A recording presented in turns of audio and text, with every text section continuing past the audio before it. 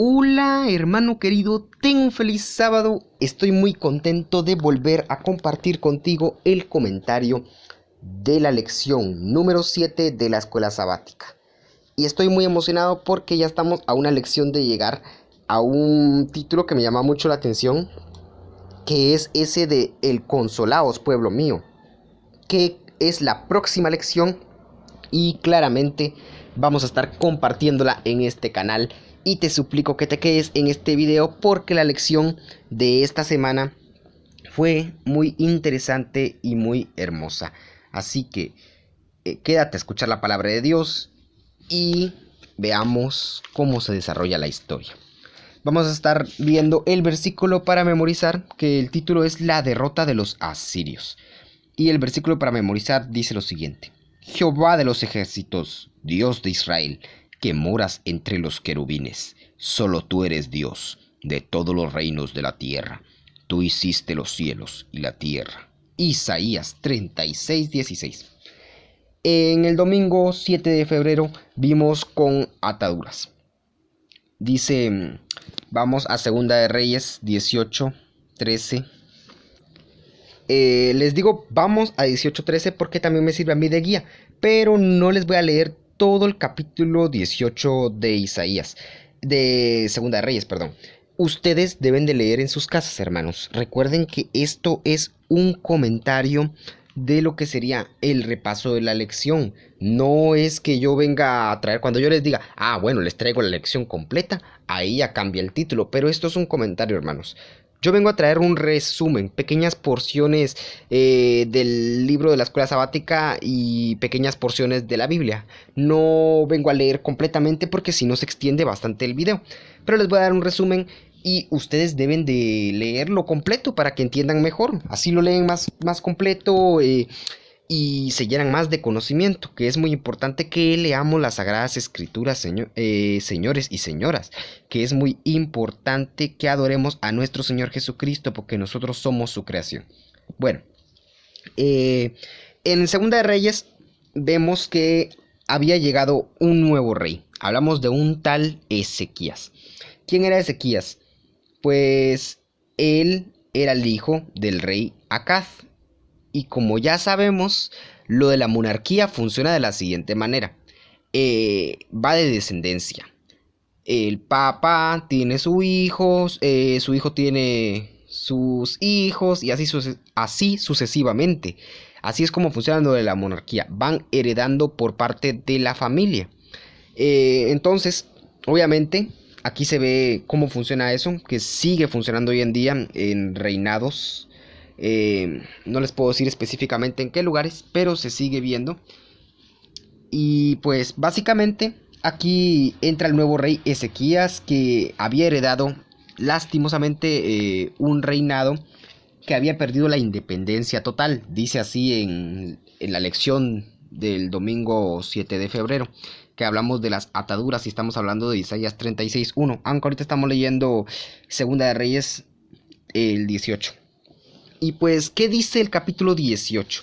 Se ve de que el rey Ezequías, al haber heredado un reino que había perdido la independencia total, obviamente se iba a querer independizar. Dice que este rey empezó reinando primero a los 25 años, perdón. Imagínense qué joven empezó a reinar. Y dice que hizo lo recto ante los ojos de Dios. Y empezó quitando los altos donde tenían altares a dioses paganos, destrozó imágenes, inclusive la serpiente de bronce que había hecho Moisés, dice, en los tiempos de que él estuvo vivo. Se había vuelto un dios esa serpiente, por eso es que la había quitado. Y se llegó a Dios, obedeció sus mandamientos. Y claramente en lo que emprendía él era prosperado. Incluso se rebeló contra el rey de Asiria, pero no le sirvió. Y hasta tal punto que entonces a simple vista parecía que el rey Ezequías iba a ser un buen reinado. Pero en el versículo 15 y 16 se ve algo muy interesante. Cuando Sennacherib, un tal Sennacherib entra, ¿quién era este tal Sennacherib? Era el sucesor de el rey asirio Sargón II, quien había muerto en un campo de batalla distante y fue sucedido por Sennacherib en 705 a.C. dice. Y obviamente al tener un reinado nuevo, se vuelve vulnerable el país gobernado por el rey. Porque entra un rey sin experiencia y en este caso también Ezequías, en este caso Judá, también era vulnerable porque tenía en primeras un rey joven y porque también acababa de entrar al reinado y pues era vulnerable porque no tenía experiencia en reinados, era su primera vez. Así que en el capítulo 13, 15 y 16 de Segunda de Reyes 18 nos habla de que Sennacherib, ya sabemos quién es Sennacherib, el nuevo rey de Asiria, invade a Judá. Y entonces, ¿qué es lo que hace el rey de Judá? Hace lo siguiente, que da toda la plata de la casa del Señor y la casa real y descompuso las puertas del templo del Señor. Por eso aquí se ve un gran pecado que cometió el rey Ezequías. Pero la pregunta es, ¿por qué lo hizo? ¿Por qué pagó al rey Sennacherib para evitar que fuera invadido?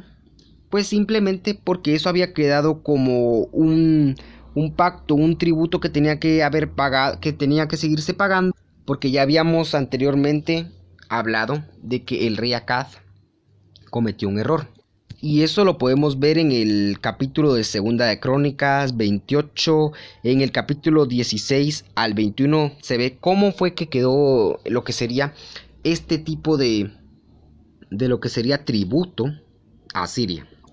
Por eso, pues, ahí se ve que Ezequías paga una especie de tributo como soborno para que no lo estuvieran molestando, pues. Él quería estar solo, que no estuvieran molestando a su pueblo y, pues, obviamente estaba siendo atacado por una nación grande que era Asiria. No era cualquier cosa, era una especie de potencia, superpotencia. Era muy fuerte y, pues, claramente en lo que entramos a la lección del lunes 8 de febrero, hablamos de la propaganda del 36.220, que Ezequías se dio cuenta que Sennacherib no tenía intenciones, de tomar a Jerusalén, la capital, dice. Y entonces él se tuvo que haber hecho grandes preparativos para un enfrentamiento, dice, con Asiria. Y reforzó sus fortificaciones, equipó y organizó aún más su ejército y aumentó la seguridad del suministro de agua. Y pues en el versículo de Segunda de Reyes 20:20 dice que los demás hechos de Ezequías, todo su vigor y el estanque y el conducto que construyó para conducir el agua a la ciudad están escritos en las crónicas de los reyes de Judá. Y sí es cierto, está en Segunda de Crónicas 32 del 28 al 30. Y pues sigamos leyendo, hermanos. En el versículo de Isaías, capítulo 10, ahí se ve acerca de los gobernantes injustos. Si no mal recuerdan ustedes, esa es una palabra que iba escrita por Isaías para lo que sería el pueblo de Asiria. Ahí se ve acerca de los gobernantes injustos, que ellos imponen tiranía, dice, para privar de justicia a los pobres, porque básicamente Asiria pues era como el diablo, se podría decir, y les voy a decir por qué, porque no hemos llegado a esa parte. Vamos a seguir leyendo, por eso les digo, que dice que en el capítulo 13 y 14 ellos decían que con el poder de su mano habían hecho las cosas y con su propia sabiduría. Ellos no hacían nada en el nombre de Dios, en pocas palabras. Ellos atacaban a los pueblos, les arrebataban sus tesoros, los derribaban, los conquistaban. ¿Y por qué los conquistaban? Porque simplemente algunos de esos pueblos se habían separado de Dios y así nada iban a poder lograr. Y tomaban las riquezas de esos pueblos con facilidad, porque eran fuertes. Y pues bueno, retomemos la lectura del lunes 8 de febrero. Y el rey de Asiria envió al jefe mayor con un gran ejército desde Laquis a Jerusalén contra el rey Ezequías y acampó junto al acueducto del estanque de arriba en el camino de la heredad del lavador. Entonces salieron a él Eliakim, hijo del mayordomo Hilcías, Sebna, el escriba, y Joa, hijo de Asaf, el canciller. Y pues como les decía, hermanos, esto es un resumen de lo que dice. Solo les estoy dando una pequeña adentración a las Sagradas Escrituras de lo que pasa en este acto. ¿Y qué es lo que pasa? Que de hecho lo mismo que dice en Isaías en capítulo 36, también lo encontramos, que era lo mismo que estábamos leyendo en el capítulo de Segunda de Reyes 18. Y en la lección de la escuela sabática empiezan a describir a un tal Rabsaces, dice. Este Rabsaces pues era lo que sería una especie de alto oficial, dice, para tomar a Jerusalén mediante propaganda. ¿Y por qué propaganda? ¿Qué fue lo que hizo pues para que se le llame así a este título? Pues simplemente él llegó al pueblo. Vino a ofrecer una propuesta por parte del rey de Asiria al pueblo de Judá, y llegó pues y quiso intimidar al pueblo de Judá. Lo vemos en el capítulo de Isaías 36, 4, y ahí se ve que vino él y le dijo en qué se confiaba, que tanto hasta tal punto que había quitado todos los altares de Dios y que el resto de naciones habían sido conquistadas, por eso no podían confiar en Dios. Puso en dos decisiones difíciles al rey Ezequías. También le dijo que no se podía confiar en Egipto y sus carros y jinetes. Y lo más horrible que pudo haber hecho este rey fue que dijo que venía en el nombre de Dios, después de que había hablado mal de Dios, porque le dijo que no se podían confiar en Dios, sabiendo que la palabra de Dios dice que siempre hay que confiar en Él. Y él vino y dijo que no se podían confiar en Dios porque lo habían traicionado, se habían rebelado contra él, porque tenían dioses paganos. Y ahora venía él y después decía que él venía en el nombre de Dios. ¿Cómo es el diablo? Por eso les digo, esa parte es como que si fuera el diablo el que estuviera hablando. Es muy interesante que algo así se me hace la idea a mí, como que es como te habla el diablo, que te dice, no confíes en Dios. De hecho, les recomiendo que lo lean más en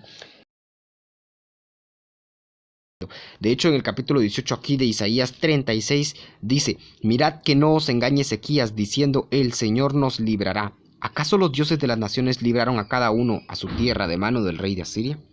Ahí se ve claramente como que si fuera el diablo el que estuviera hablando.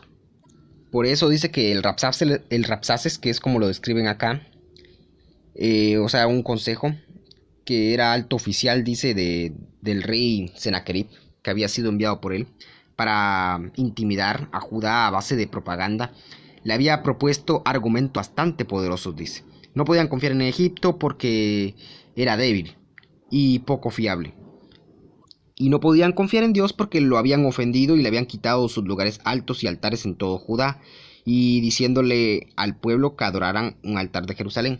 Era una propuesta que parecía que no podía ser negada porque había sido opuesto el rey Ezequías en dos propuestas muy difíciles y tenía que tomar una decisión seria y muy inteligente ante estas dos propuestas. Se podría decir como camino. Siempre tenemos que elegir entre dos, o el bien o el mal, y uno de esos dos obviamente tiene que implicar el mal y el otro lo bueno. Pero vamos a ver qué es lo que dice, qué es la decisión que toma el rey Ezequías, dice. Obviamente aquí, como podemos ver, el Rabsaces sí estaba diciendo la verdad. Era cierto lo que decía. Pero obviamente no venía con las intenciones de hacer creer al pueblo que lo mejor era unirse a ellos para poder estar tranquilos pues ahí siendo conquistados.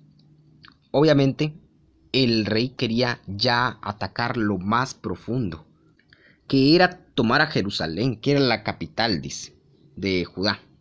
Y entonces, pues sus argumentos eran persuasivos. Por eso recordemos que en lo que sería el capítulo 10 de Isaías, ahí se habla acerca de los gobernantes injustos, específicamente de Asiria, que dice que hablaban mal, que ellos decían que sus príncipes eran más que eran todos reyes, ellos no confiaban en Dios, ellos tenían alta estima, hablábamos anteriormente, que ellos no les faltaba falta de confianza. Y eso lo hablábamos en la lección anterior acerca de la Gran Babilonia. Y los reyes esos, pues simplemente ellos se creían más. Ellos hacían todo en el nombre de ellos y no obedecían a Dios. Ahora llegamos a la lección del martes 9 de febrero, que dice conmocionado, pero no desamparado. Isaías 36:21 y el 37:20.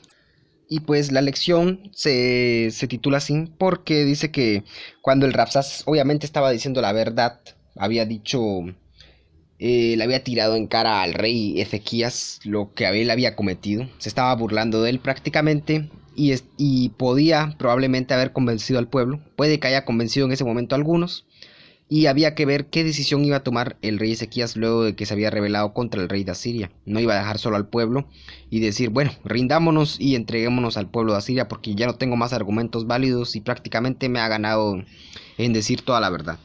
Pero dice que cuando este alto mando, el Rabsaces que lo denominan acá, les dijo todo eso, en el capítulo 21, en el versículo 21 del Isaías 36, se dice que ellos callaron, no respondieron nada, porque eso era parte de la orden del rey, que era en este caso Ezequías. Ellos callaron, no dijeron nada, está bien, di lo que quieras, vamos a ver qué nos dice el Señor. Eso fue lo bueno que pudo haber hecho el rey Ezequías, a pesar de que se entristeció, porque claramente era una fuerte declaración la que le estaba diciendo el Rabsaces. Él cayó, porque eso es lo que tenemos que hacer los hijos de Dios. Podrán hablar de nosotros muchas cosas, pero nosotros debemos de callar y confiar en Dios a ver cuál es la respuesta que Él considere más conveniente para nosotros. Y entonces entramos al capítulo de Isaías 37. Y se ve pues un mensaje breve de Dios, un mensaje directo. En el versículo del 5 al 7 del capítulo 37 se ve el mensaje breve de Dios que básicamente le dice, Dios está parte de tu pueblo, estaba de parte de tu pueblo, así de simple. Me extendí yo trabándome, pero sí, le dijo básicamente que Dios estaba por parte del pueblo, que no lo iba a desamparar y que lo iba a ayudar. Y no se preocupen, hermanos, porque de todos modos, a pesar de que Dios le dijo a través de Isaías a Ezequías que Dios estaba con él, no era necesario que Dios directamente le hablara, porque lo que tenía que haber tenido Ezequías era fe, y Dios obviamente estaba con él. Y él lo que tenía que hacer es aceptar a Dios y aceptar esa liberación que le tenía que dar de independizarse de Asiria, y que lo iba a librar porque en este caso tenían intenciones de pelea. Venían en plan de vamos aquí a invadirlos porque me están molestando bastante. Porque ahí pues el Rabsaces lo que estaba haciendo, aparte de intimidar, es atacar la fe en Dios de Ezequías. Y se dice que en lugar de ceder, Ezequías pidió a Dios que demostrara quién es Él, para que todos los reinos de la tierra conozcan que solo tú eres Jehová. Eso lo vemos en Isaías 37:20. Luego se ve una oración de ruego de Isaías 30, una oración de Ezequías, de ruego. Se ve en Isaías 37 del 15 al 20.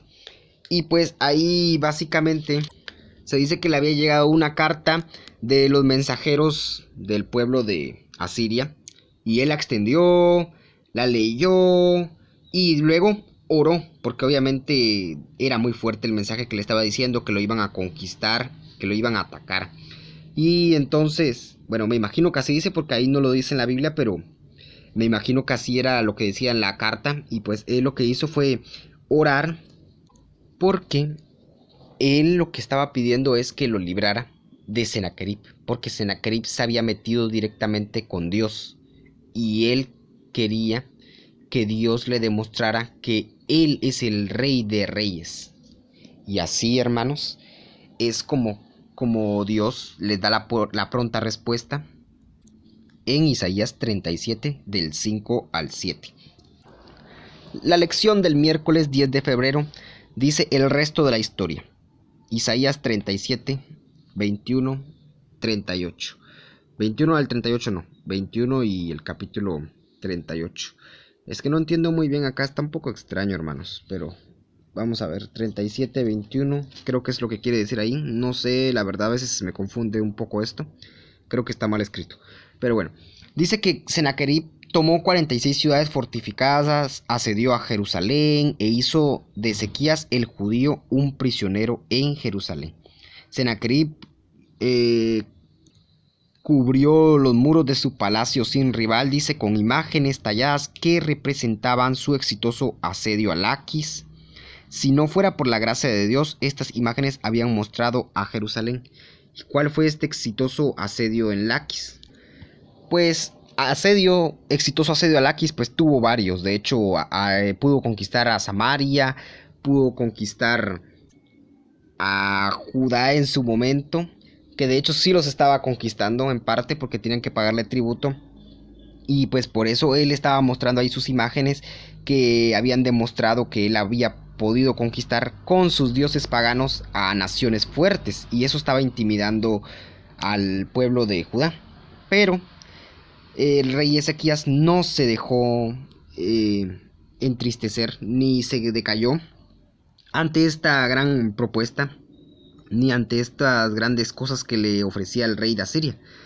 Porque es cierto que era muy poderoso, pero no iba a estar nada más ahí de que yo te sirvo a ti como tu siervo, si solo servimos a Dios, no a reyes de la tierra ni a dioses paganos.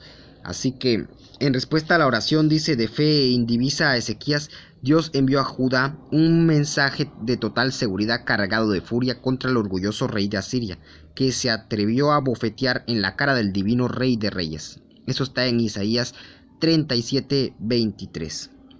Y básicamente a partir de ahí, del 21 de capítulo 37, 21 al 37, en el capítulo 37, mejor léanlo completo. Ahí se ve el final de la historia del rey Sennacherib. Dice que el rey de Sennacherib, bueno, mejor primero contemos esto, que dice que luego de haber acudido a Dios, llegó una noche, dice, en el capítulo 36 de Isaías, en el capítulo 37, perdón, versículo 36, llegó un ángel del Señor, mató a 185,000 hombres en el campamento asirio cuando los demás se levantaron por la mañana. No había más que cadáveres. Aparte de que Dios le respondió al rey Ezequías de manera verbal, le respondió de manera oral. ¿Y en qué forma? Porque directamente fue y actuó el Señor, porque así hace el Señor. Cuando tú acudes a sus oraciones, tú te encomiendas a Él, Él mismo promete actuar con acciones. Aparte de que te da en su palabra aliento para que tú no decaigas, Él actúa porque el Señor es un todopoderoso, un Señor lleno de poder que no te deja solo. Él mismo promete hoy en día actuar sobre tu vida. La cosa es que tú se lo permitas. Y dice que Sennacherib, luego de que murieron todos los 185,000 soldados, porque ya estaba preparado para batalla, y que de repente al otro día ya estén todos muertos, ¿qué iba a hacer? ¿Qué iba a hacer? ¿Qué iba a hacer? ¿A dónde iba a acudir? ¿Con qué iba a atacar al rey de Judá si ya no tenía, pues, su armamento? Y entonces, ¿qué hizo el rey Sennacherib? Pues asustado. ¿Pero qué pasó aquí? Se fue a Nínive, dice, y allá se quedó. Pero, tristemente. Digo tristemente porque nosotros como hijos de Dios igual no hay que alegrarnos por la muerte de nuestros enemigos. Tenemos que orar por ellos, porque a veces puede que estén en lo malo y ellos crean que estén en lo bueno, pero no quieren obedecer. Pero de ahí dice que cuando estaba orando en el templo de Nisroch, su dios pagano, Adramelech y Sarecer, sus hijos, lo mataron a espada y huyeron a la tierra de Ararat, y en su lugar reinó su hijo Esar-Adón. Bueno, qué triste historia. Les digo triste, ¿verdad? Porque el rey ya estaba preparado en plan combate, que aquí te intimido yo, que aquí mando yo, el alto mando soy yo, pero es que él claramente se había rebelado contra Dios y pues es algo que no podía ser perdonado y tenía que actuar Dios con justicia. Y así va a pasar con lo que sería el enemigo de hoy en día, que es Satanás. Y pues así fue como acaba la historia de la amenaza del rey Sennacherib. contra Ezequías. Y pues si en este caso aquí se ve en la parte de la escuela sabática que dice que si Sennacherib hubiera conquistado a Jerusalén, dice, habría deportado a la población, de tal manera que Judá habría perdido su identidad, obviamente porque adoptan costumbres ajenas a las de su país. Y dice, al igual que Israel, el reino del norte, no habría habido ningún pueblo judío en el que pudiera nacer el Mesías, que hablamos de Jesucristo. Al haber sido conquistado, habría perdido las costumbres y Jesucristo hubiera nacido en un lugar gobernado por reyes que se confiaban en sí mismos, reyes que no impartían la verdadera justicia, reyes mentirosos que no decían la verdad y pues conquistaban con el fin de nada más expandir su territorio y no pensar en el resto de pueblos que también tienen que tener su independencia. Recuerden que toda esta historia la estuvimos encontrando en Isaías 36, también la encuentran en Segunda de Reyes, capítulo 18. Ahí pueden leer todo, que está más detallado que lo que es el comentario. Y la lección del jueves 11 de febrero dice en la enfermedad y en la riqueza. Isaías 38 y 39. Ya como resumen lo pueden leer ustedes en Segunda de Reyes 26, que dice que muestra que aún enfrentaban la amenaza siria. ¿Y cuál era la amenaza siria? Luego de que había muerto el rey Sennacherib. Y pues en el capítulo de Isaías de Segunda de Reyes 20 se habla de una enfermedad que había enfrentado el rey Ezequías. Y eso pues pasó porque se había rebelado contra Dios. A él había brotado una lepra. Porque él, como habíamos visto, había quitado los altares de Dios y puso los paganos. Pero luego cuando llegó en cierto momento al reinado y se dio cuenta de su error, pues él vino y quitó esos altares. Y aparte de que había pagado con moneda del templo del Señor, destruyéndolo así. Y entonces su acción había sido errónea y había enfermado. Pero luego viene el mensaje de consuelo por parte de Isaías y le dijo que le añadiría 15 años más de vida a su ruego, porque él estaba triste, él estaba llorando. Le suplicó al Señor que se acordara que él había hecho lo bueno, que él se había arrepentido, que él había ayudado al pueblo y que se acordara, que no lo dejara solo, que le diera por favor una pronta respuesta a su socorro, claramente, porque iba a morir. Y así fue como Dios le añade 15 años más de vida para que él ya no estuviera triste y pues se consolara un poco más. Porque aquí dice en el versículo 20, en el capítulo 20, perdón, versículo 3, dice: Señor, te ruego que te acuerdes, que te recuerdes que anduve ante ti fielmente, con íntegro corazón, e hice lo que te agrada. Y lloró Ezequías con gran lloro. Y de ahí dice el versículo 4, y antes que saliera del patio central vino la palabra del Señor a Isaías, que le dijo: Vuelve y di a Ezequías, príncipe de mi pueblo, así dice el Señor, el Dios de David tu padre: He oído tu oración y he visto tus lágrimas, yo te sano, y al tercer día subirás a la casa del Señor. Agregaré 15 años a tus días, y te libraré del rey de Asiria, a ti y a esta ciudad, por amor a mí mismo y a mi siervo David. Y básicamente así es como termina la historia, hermanos. Pero hay algo interesante, un último punto muy interesante. ¿Cuál fue la señal? Dice que el Señor dio a Ezequías para confirmar su fe. La señal la encontramos en Segunda de Reyes 20 del 8 al 10 y también en Isaías 38 del 6 al 8. También esos capítulos hablan acerca de la enfermedad de Ezequías y es muy importante que los lean. Y la señal que les dio fue que retrocedió 10 grados la sombra del sol.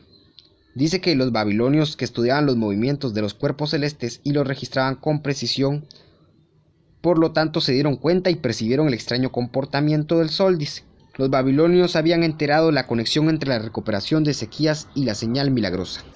Y llegamos al último capítulo, que es el 39, no último de Isaías, pero digo último de la lección, y se ve el último pecado que comete el rey Ezequías. Dice que los babilonios, luego de haberse enterado de este movimiento, porque ellos estudiaban los movimientos del sol, se dieron cuenta y pues fueron a ver al Dios verdadero para ver, porque se dieron cuenta que había un Dios más poderoso que el de ellos, que controlaba el tiempo y que era superior. Y entonces dice que cuando llegaron, ¿qué fue lo primero que hizo el rey Ezequías? Él lo que hizo fue mostrarle sus tesoros, sus riquezas, todo lo que habían logrado. Le mostró, lo dice en el capítulo 39, versículo 2, le mostró la casa de su tesoro, la plata, el oro, las especias y ungüentos preciosos, dice, toda su casa de armas y todo lo que se hallaba en sus tesoros. No quedó nada en su casa y en su dominio que Ezequías no les mostrara. Y entonces dice que el profeta Isaías le pregunta a Ezequías qué fue lo que hizo, por qué habían venido sus hombres, qué era lo que querían. Y entonces Ezequías le dice que habían visto su casa, que lo que hay, que eran babilonios, claramente también le dijo, y que les mostró prácticamente solo lo que es el oro y la plata, no le mostró a Dios. Y entonces viene Isaías y le dice a Ezequías, vienen días que será llevado a Babilonia todo lo que hay en tu casa, y lo que tus padres han atesorado hasta hoy. Nada quedará, dice el Señor. Y entonces viene Ezequías y responde a Isaías así: la palabra del Señor es buena. Y agregó: a lo menos haya paz y seguridad en mis días. Bueno, qué breve el mensaje.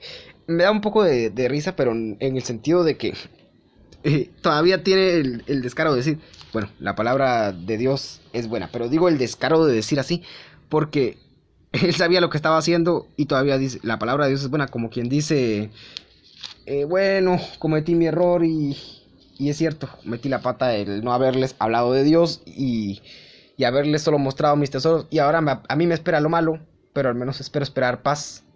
Es algo así como que lo veo yo. Y por eso digo yo que me da un poco de risa.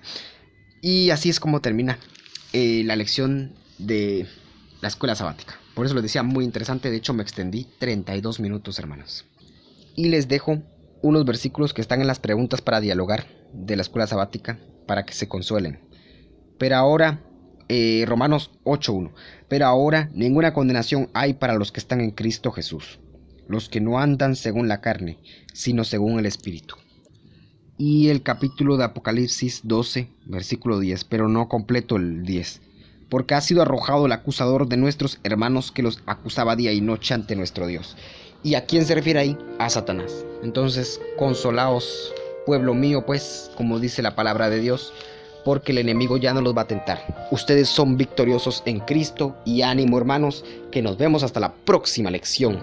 Que Dios les bendiga y recuerden, no dejen que el enemigo los venza.